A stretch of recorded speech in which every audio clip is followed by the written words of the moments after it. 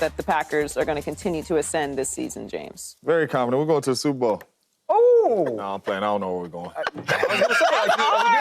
we doing this? Jay was so confused. Jay was like, I was like, are we betting? Because I'm ready. I'm definitely on the hype train, though. The Green Bay Packers is going to be a really, really, really good football team. You add Josh Jacobs. You got Jordan Love, who is going to be a superstar in this league. It is only 5 quarterbacks that has ever thrown for 4,000 yards and 30 touchdowns in their first season. So Jordan Love is like that. There is no throw he cannot make. And you see the list right here. The Brock Purdy, the Justin Herbert, obviously Patty on that thing, Kurt Warner, and then you got the young Jordan Love. But there's no throw he cannot make. He benefited from sitting behind Aaron Rodgers and learning. I think he is going to be a superstar at the quarterback position. And then to get him Josh Jacobs in the running game. And I talked about it during the playoffs last year. They have 4 really good young wide receivers that you do not have to pay no time soon, and you can still build this roster around Jordan Love. The Packers are going to be a good football team for a long time under Jordan Love. I agree. I think this division is going to be the toughest division, or up there with the toughest division in the NFL. Really, after this year, I think it will be cemented as such, especially once we see what the Vikings are able to build, because you've already got the Packers and Lions as real contenders in the division, and now you add everything that the Bears have going on. So right now I think it's the AFC North, but they're going to be up in discussion very, very quickly. Outside of that list that you just pulled up, James, he is also one of 4 quarterbacks this year to have 4,000 passing yards and 30 touchdowns. Dak, All-Pro, runner-up in MVP, Goff, who was in the NFC Championship game, and Purdy, who played in the Super Bowl. Yep. So I think that there are really good comps for his numbers. We saw what he was able to do in Dallas. Certainly Cowboys fans remember that. And I wasn't really, I'll be honest, I wasn't completely sure what LaFleur was. I needed to see what he was. And he is a really, really good coach. And he's shown the ability to develop players, which I think is a sign of a coach that not only has a good understanding of his personnel, but the culture and what kind of offense he wants to run, what kind of team he wants to have. And they were a really good team. Really good I don't expect them to take a step back. Outside, of course, we're not accounting for injuries and things of that nature. We're talking about what's on paper right now, what they've built on already. I think that they are a team that's going to continue to ascend. Shady, what do you think about that? Yeah, I agree with you guys. I think that he's going to get a lot better.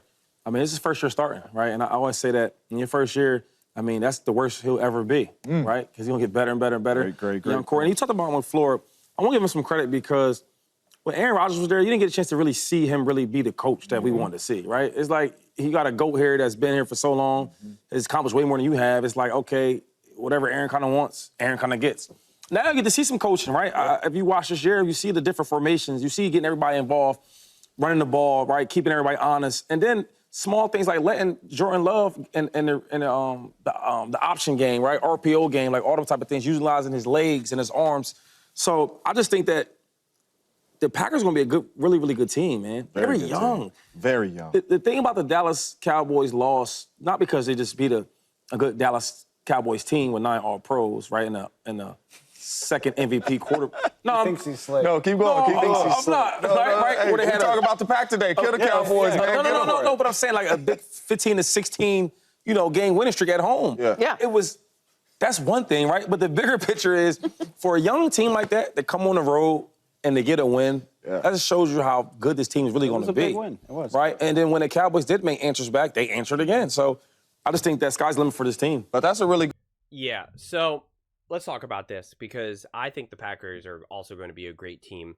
I was hoping someone was going to maybe disagree to kind of, call them out and tell them how wrong they are, but it just seems like everyone's in agreement because this Packers team is for real. And I agree. I've been saying this now for a while that the division is going to be a gauntlet. It just absolutely is going to be ruthless for years and years and years to come. And it's going to be really exciting to watch. And if you're a Packers fan, I know sometimes it's fun. You want to see these other teams struggle and you just want to, be able to get some easy wins, but it's fun. It's fun when you actually have some competitive games within your division. It just makes better entertainment, more exciting. And when you do beat them, it feels so much better. Has it really been fun to beat the Chicago Bears for years when they don't even have a quarterback? Like I don't think it's fun. It's really not that interesting. It's so much more interesting when the Cowboys beat the Eagles or the Eagles beat the Cowboys, because those are two teams that are battling. When either of those teams beat the Eagles or beat the Commanders or the Giants, it's like, okay, those teams are awful. Who cares? You better beat those teams. If not,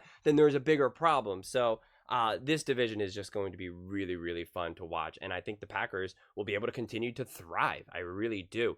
Jordan Love is going to continue to improve. I understand that there's still technically some question marks because his season in the beginning was not too great, and then he went on a complete run. And so the question is well, which is the real Jordan Love?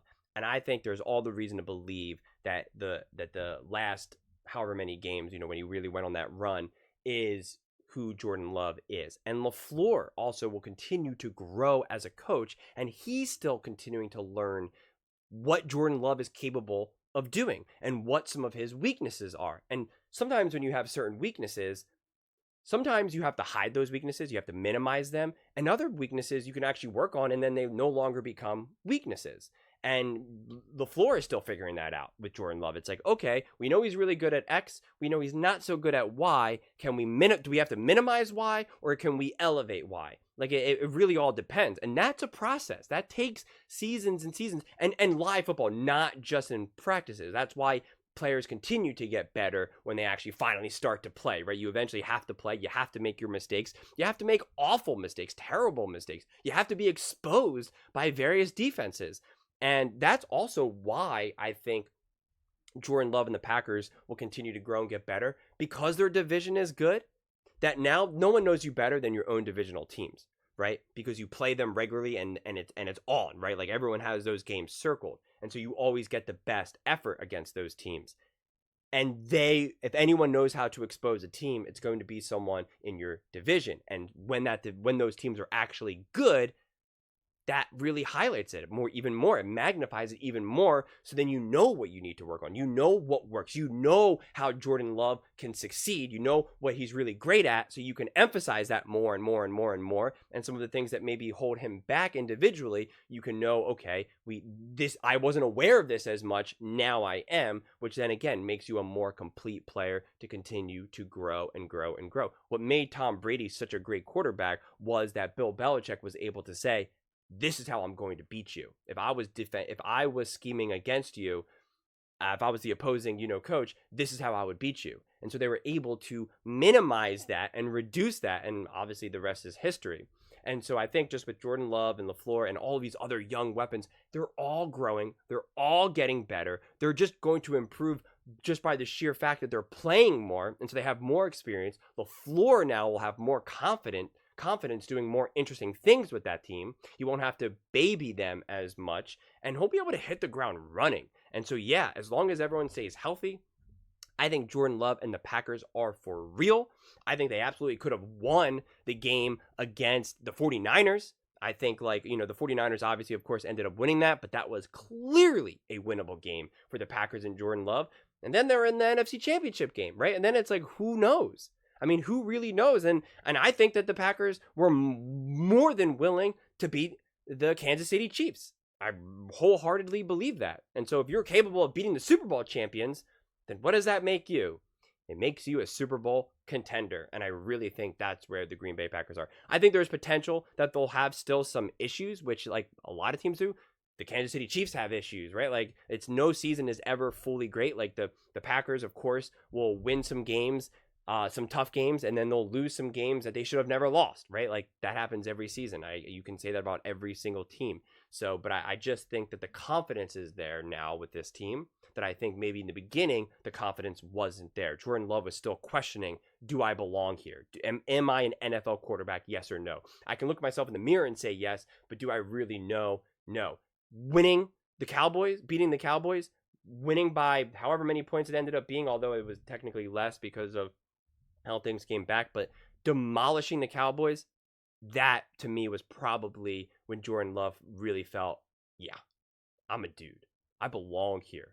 You know, that quarterback Dak Prescott who's already made hundreds of millions of dollars, who's been MVP candidate and all that. I owned him. I destroyed him. I made him look like a third string quarterback in his house. Yeah, I belong.